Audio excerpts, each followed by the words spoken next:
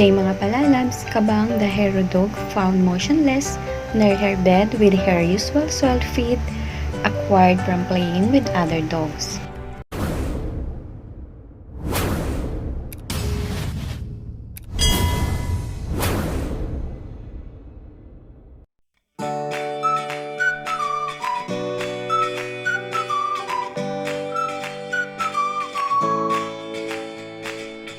Kabang made headlines in the country in 2011 after saving the lives of its masters, two children, from a motorcycle accident, losing your efforts now and the process.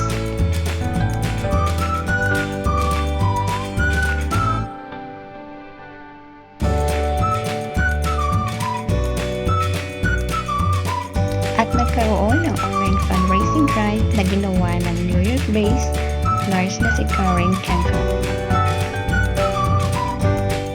Kabang underwent surgery in the US, made possible by donors who were touched by her story.